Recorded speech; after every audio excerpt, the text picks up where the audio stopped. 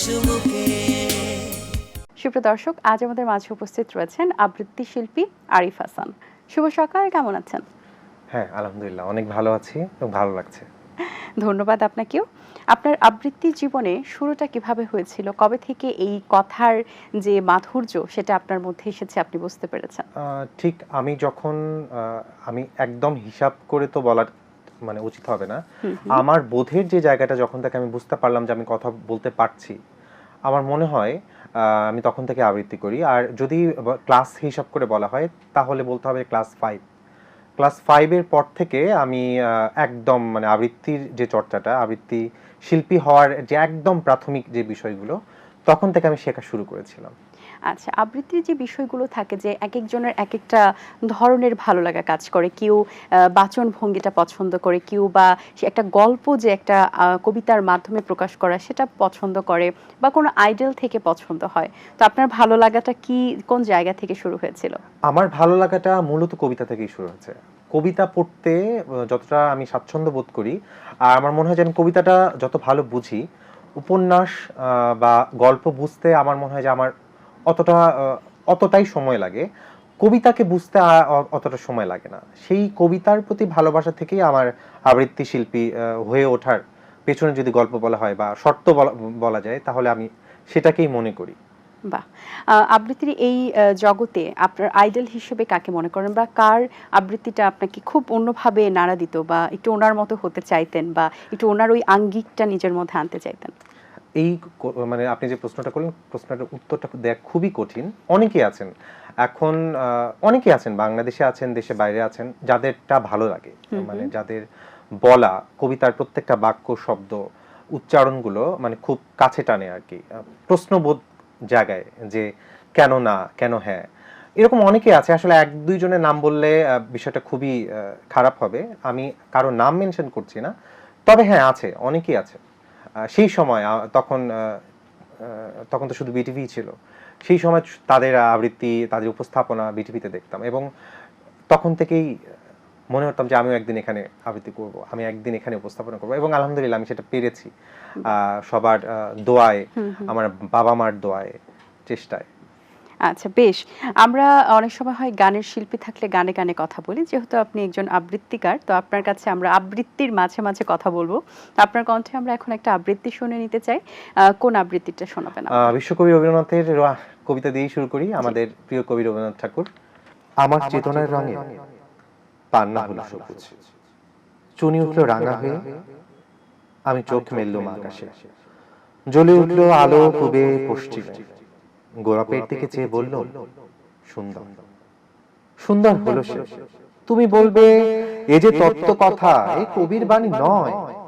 আমি বলবো এ সত্য। তাই এ কাব্য, এ আমার অহংকার। অহংকার সমস্ত মানুষের হয়ে, মানুষের অহংকার পটেই বিশ্বকর্মার বিশ্বশিল্প। তত্ত্বজ্ঞানী জপ করছেন নিঃশ্বাসে প্রশ্বাসে। না না না না পান্না, না চুনি, না আলো, না গোলাপ, না আমি, না তুমি। ওদিকে অসীম যিনি, তিনি স্বয়ং করছেন সাধনা মানুষের সীমানায়, তাকেই বলে আমি। সেই আমির গহনে আলো আঁধারের ঘটল সঙ্গম, দেখা দিল রূপ, জেগে উঠল রস। না কখন ফুটে উঠে হলো হাঁ মায়ার মন্ত্রে, রেখার রঙে, সুখে দুঃখে। একে বলো না তত্ত্ব, আমার মন হয়েছে পুলকিত। বিশ্ব আমির রচনার আসরে হাতে নিয়ে তুলি, পাত্রে নিয়ে রং। পণ্ডিত বলছেন বুড়ো চন্দ্রটা নিষ্ঠুর চটুর হাসি তার, মৃত্যুদূতের মতো গুড়ি মেরে আসছে সে পৃথিবীর পাঁজরের কাছে। একদিন দেবে চরম টান তার সাগরে পর্বতে, মর্তলোকের মহাকালের নূতন খাতায় পাতা জুড়ে নামবে একটা শূন্য। গিলে ফেলবে দিন রাতের জমা খরচ, মানুষের কীর্তি হারাবে অমরতার ভান। তার ইতিহাস লেপে দেবে অনন্ত রাত্রির কালি। মানুষের যাবার দিনের চোখ বিশ্ব থেকে নিকিয়ে নিবে রং, মানুষের যাবার দিনের মন ছানিয়ে নিবে রস। শক্তির কম্বন চলবে আকাশে আকাশে, জ্বলবে না কোথাও আলো। বাণীহীন সভায় যন্ত্রীর আঙুল নাচবে, বাজবে না সুর।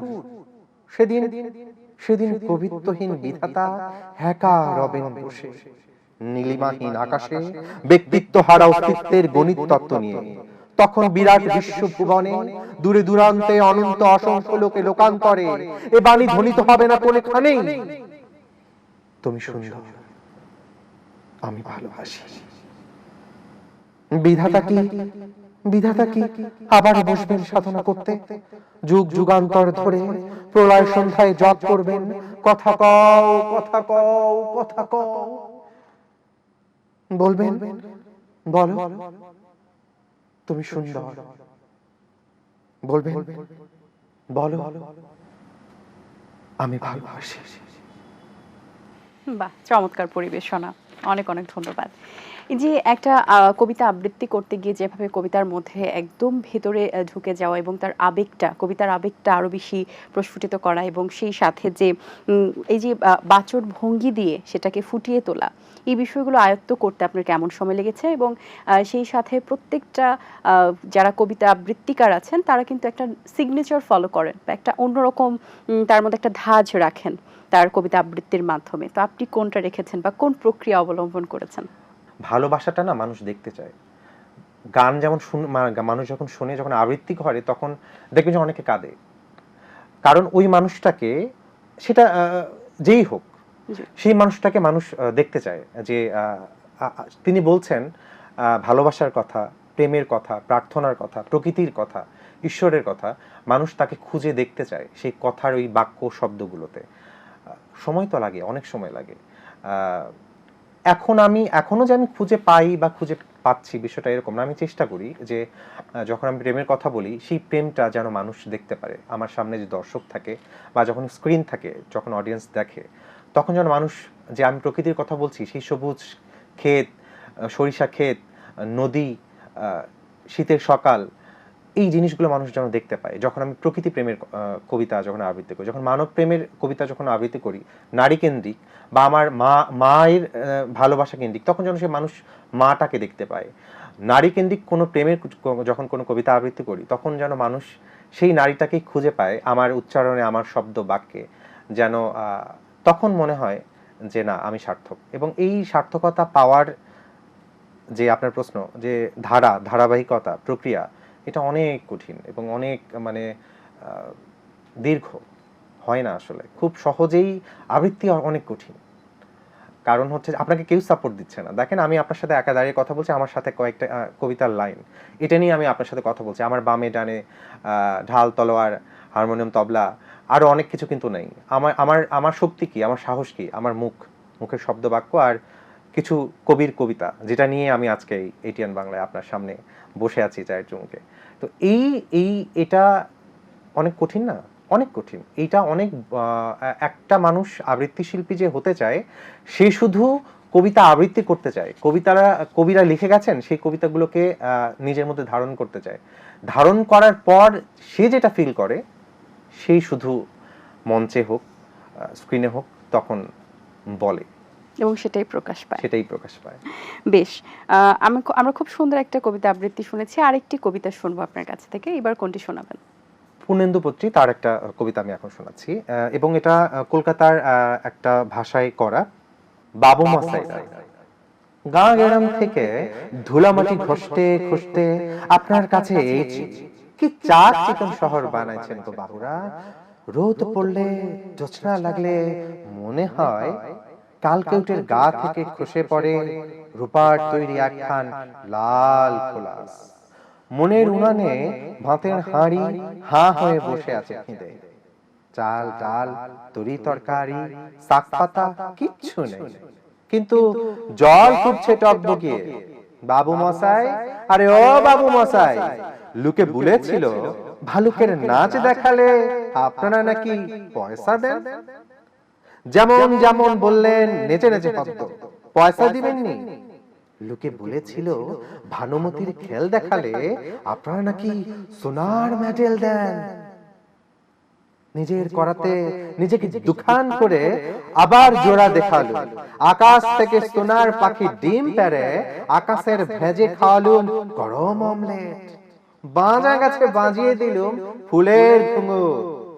বাবু মশাই, আরে ও বাবু মশাই, সোনার মেডেল দিবেন কি?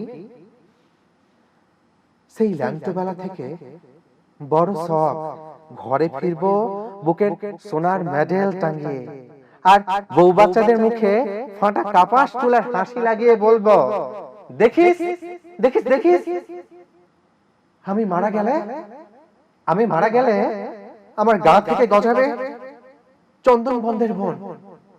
দেখিস বাবু মশাই, আরে ও বাবু মশাই, সোনার মেডেল দিবেন কি? আচ্ছা, অনেক ধন্যবাদ আপনাকে, ভালো লেগেছে কথা বলে, সুন্দর কিছু আবৃত্তিও শুনেছি। অনেক শুভকামনা রইল আপনার জন্য, ভালো থাকবেন। আপনাকেও ধন্যবাদ, আর এটিএন বাংলার সবাইকে অনেক ধন্যবাদ। এই টিমের সাথে যারা যুক্ত আছেন, আমার অনেক বড় ভাইয়া, বড় আপু, স্পেশাল থ্যাঙ্কস শম্পা আপুকে, যিনি আসলে অনেক শ্রদ্ধা করে, অনেক ভালোবেসে ডাকেন। আমি অনেক কৃতজ্ঞ বোধ করছি আজকের এই রায় চমুকে এসে। নিশ্চয়ই ভালো থাকবেন এবং শুদ্ধ প্রমিত আবৃত্তি শুনবেন। দর্শক, আশা করছি আয়োজন ভালো লেগেছে। আজ এই পর্যন্তই, দেখা হবে আগামী পর্বে নতুন কোনো অতিথির সঙ্গে। সেই পর্যন্ত ভালো থাকবেন, সুস্থ থাকবেন, এটিএন বাংলার সাথেই থাকবেন। সকলকে আল্লাহ হাফেজ। দিন আসে দিন যায়, সময়টা চলে যায়, তবু আছি এই বেশ ভালো।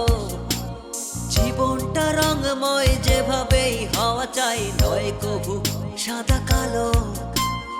এই আশাতে স্বপ্ন ভাসে, সুখ হাসে চোখে মুখে, চায়ের চুমুকে।